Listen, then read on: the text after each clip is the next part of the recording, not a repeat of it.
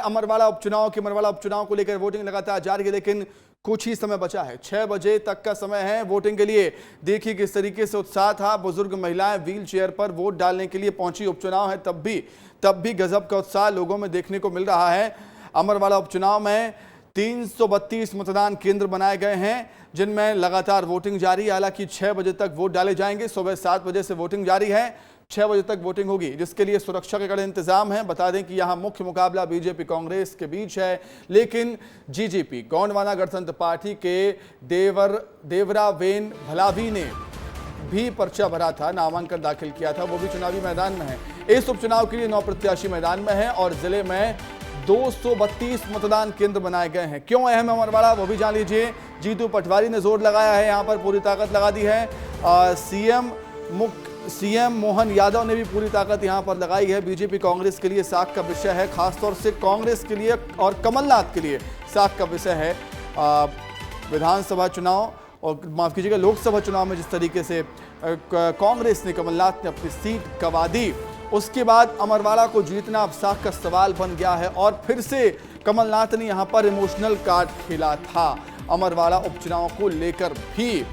अब तक 66.58% मतदान हो चुका है, वोटिंग हो चुकी है।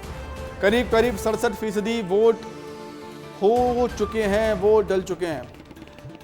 क्या कुछ अपडेट है वो जानेंगे। सीधे अमरवाड़ा लिए चलते हैं आपको। हमारे सहयोगी दुर्गेश साहू हमारे साथ जुड़ गए हैं। दुर्गेश, करीब 67% वोटिंग, अच्छा वोटिंग प्रतिशत अभी कहलाएगा और अपडेट भी होगा तो इससे ज्यादा भी हो सकता है। मतलब उत्साह काफी था मतदान को लेकर लोगों में। बिल्कुल सही कहा सुमित। आज उपचुनाव था अमरवाड़ा विधानसभा सीट पर, लेकिन जिस तरीके से आंकड़े निकलकर सामने आए हैं और जिस तरीके की तस्वीर मैं आपको दिखा रहा हूं सुमित, इस समय देख सकते हैं कि अंतिम पल बचा हुआ है। तकरीबन 30 मिनट का वक्त बचा है, आखिरी समय है, लेकिन एक बुजुर्ग महिला जो है यहां पर मतदान का इस्तेमाल करने आई हैं। उनके उंगली पर आप स्याही का निशान देख सकते हैं कि वो अपने मताधिकार का इस्तेमाल करके आ रही हैं। अम्मा वोट डाल दिया? हाँ डाल दिया बेटा। कितना बदलता देखा अपने क्षेत्र को आपने? अरे बहुत ज्यादा विकास हुआ है। हाँ बहुत ज्यादा। आज वोट डालेंगे, क्या उम्मीद है, क्या और होना चाहिए क्षेत्र में? आज अब जे कछु हो रहा हो तो हो गई लेकिन आज वोट डालने आए, अच्छी बात आती है। नहीं हम हर बार आते हैं। कितनी उम्र हो गई आपकी? 81 के हो जा रहा है अभी। तो देखिए 81 साल की बुजुर्ग महिला है, लेकिन उत्साह है। आखिरी पलों में अपने मताधिकार का इस्तेमाल करने आई हैं और यही तस्वीर है इस पूरे मतदान केंद्र की है। यह हर्रई का मतदान केंद्र है। 4 बूथ हैं इस मतदान केंद्र में, लेकिन उत्साह लोगों में इतना है कि मैं सुबह से यहाँ पर देख रहा हूँ। हर बूथ में लगभग जाने की कोशिश किया हूँ और हर बूथ में मुझे लोग मिले हैं, लोग आए हैं। 67% जो मतदान हुआ है वो 3 बजे तक का आंकड़ा है, लेकिन ये आंकड़ा तकरीबन 75% से ऊपर जाएगा, क्योंकि बहुत सारे जो इंटीरियर के ग्रामीण इलाके होते हैं वहां पर वोटर जो है वो शाम के वक्त निकलना पसंद करते हैं। और वैसे भी ये भी जानना चाहूंगा आपसे दुर्गेश, ये भी जानना चाहूंगा, अमरवाड़ा में सीधा मुकाबला बीजेपी कांग्रेस के बीच है, लेकिन जीजेपी की तरफ से जो प्रत्याशी उतरा है गोंडवाना गणतंत्र पार्टी की तरफ से, क्या वो कुछ समीकरण बिगाड़ सकते हैं? क्या उतना जनाधार है उनका वहां पर? क्या समीकरण बन रहे हैं, त्रिकोणीय मुकाबला?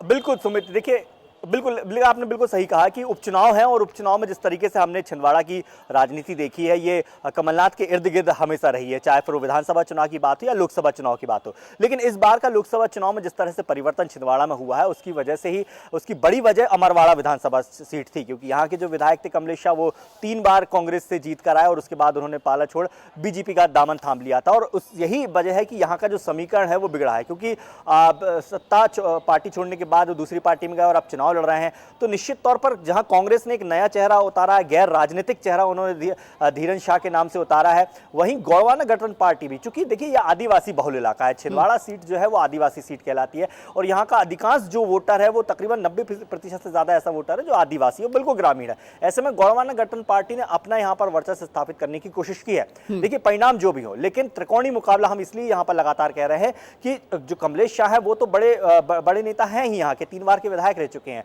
लेकिन जो कांग्रेस ने इस बार दांव खेला है वो वाकई अचंभित करने वाला था, क्योंकि धीरन शाह जो है वो जो कांग्रेस के प्रत्याशी हैं वो बिल्कुल गैर राजनीतिक, उन्होंने आज तक कोई चुनाव नहीं लड़ा, वो एक धार्मिक स्थल से उनका सीधा जुड़ाव है। तो ऐसे में उनकी जो छवि है वो बड़ी साफ सुथरी है, बड़ी क्लीन है, और लोगों के बीच जाकर उनका जो रुतबा है वो एक गुरु के तरह है, उन्हें दादा यहाँ पर कहा जाता है। तो ऐसे में उनकी जो छवि है उसको कहीं ना कहीं देखने वाली बात होगी दुर्गेश की जो प्रयोग यहाँ पर कांग्रेस पार्टी ने किया है उसका फायदा मिल पाता है क्या, या जेजेपी किसी का खेल बिगाड़ पाएगी? देखना दिलचस्प होगा। काफी दिलचस्प ये उपचुनाव हो गया है मरवाड़ा का। बहुत शुक्रिया तस्वीरें पहुंचाने के लिए, अपडेट के लिए बहुत धन्यवाद आपका दुर्गेश।